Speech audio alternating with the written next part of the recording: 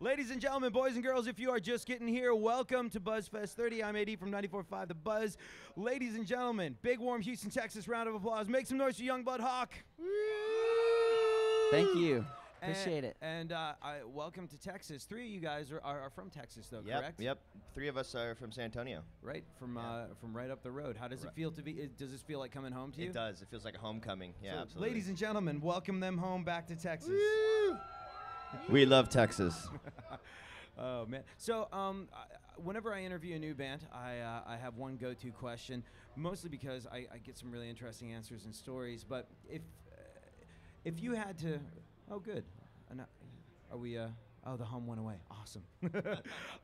But if you had to pick a single band, or maybe a specific record, maybe a song, maybe an artist that hit you when you were growing up, that made you go, oh God, this is it. Music is absolutely 100% what I want to do now. And I ask this because, like, as I was saying to some of the guys before in silent film, like, got a chance to ask Jerry Cantrell from Alice in Chains once, and got the very surprising answer of like, oh, it was Elton John all the way. And I'm like, really? That to me is kind of fascinating. So for you guys, what was it? Individually, feel free to go down the line. What was a record that made you go, I got to be a musician? I think it was, you know, I listened to a lot of the Beatles growing up, but I think like the first record where I was like, I want to play music was that Rage Against the Machine record. Right. What was the name of it? It was, what was the name of that first record? Killing in the Name of? Yep, Killing in the Name of. Right. Just like so much energy, so much passion. It was like one of those records where you're like, my God, I want to do that. Right. You know? Right. I think for me, it was my mom was absolutely obsessed with the Rolling Stones, so that's all we had playing at our house. So I think that that band really just blew me away when I was little, and they still do. And they kind of, I don't know, they made me want to play music. Right. Right. Gotcha. How about you guys? I love singing along with Madonna when I was little. I mean, who doesn't love that? Was there a hairbrush involved? Oh yeah, hairbrush, hair dryer, whatever was available. And what was it? What era of Madonna was it? 80s, Right. for sure. Yeah, Like a Virgin, Material Girl, all that stuff. And you guys? Appetite for Destruction, Guns N' Roses, is completely why I wanted to play drums. It started on pillows and then managed to get to drums at some point. Right. I would say the Eric Clapton Unplugged album. Right. Made me want to play guitar like that guy.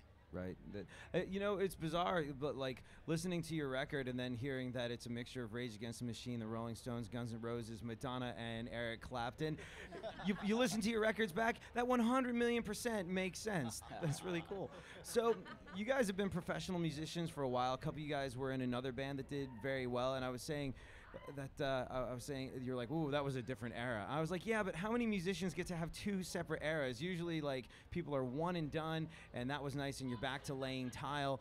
And you know, you guys are actually on sort of like round two of an extraordinarily successful run at being professional musicians. And if Rage Against the Machine and Guns N' Roses inspired you to pick up instruments, I'm gonna hazard a guess that the live show is extraordinarily good and extraordinarily important to you. What do you think's more important? For like, is it making records or is it going out and playing live? I think for us, we got to make records that can translate live, you know, because we think it is both.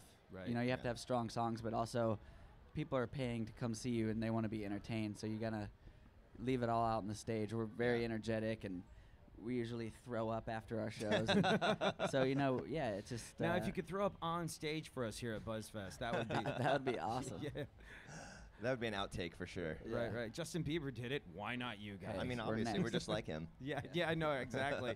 I mean, if it worked for the Biebs, why the hell not? Exactly. So, bearing in mind that you're going to throw down with what is likely to be an absolutely monolithic show, and we're all going to be like, oh my God, they're absolute 100% rock gods.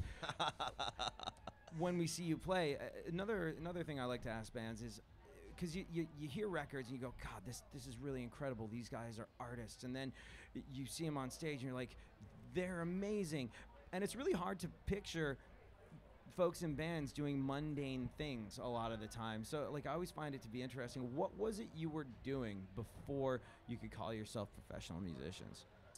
I was we were all doing a bunch of really kind of random jobs. I was washing boats and on a boat lot back in high school before I started playing music. Uh-huh. Absolutely. I've done everything from being a waiter at a retirement center to painting houses to just odd stuff to pay rent, you know? A waiter at a retirement center? Yeah. Like you were the people bringing early bird dinners The to Del Boca Jell-O. Vista? Yeah.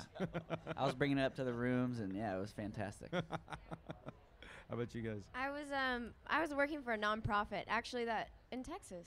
But yeah. I worked at a driving range, like the dude driving the little tractor, picking up golf balls. Oh, I 100% try to hit people like you every single Yeah. time I go to the driving range. Yeah, I do too. Still. I've done all kinds of stuff. Most recently, I was trimming trees, climbing trees, and cutting them down. Really? Like, you're a tree surgeon? Yeah. Like, were you You could actually say that. like a buddy of mine has a kid who recently became a tree surgeon, and he was like, you wouldn't believe it. It's really hard work. Like, you have to know a lot of like trees be complicated and stuff. Yeah. And like I definitely went to school for it. that like I heard it's like. Did you go to school for it? Oh, you just sort of like you winged Paso it. joke. No, but I mean, I did have to read up about it on how to, there's proper ways of trimming the trees. Yeah. Oh yeah, there's a funny story actually. One time, there's this Australian oak. It's like an Australian oak tree that's like apparently the same thing as poison oak. Uh-huh. And we cut it down one day and didn't know.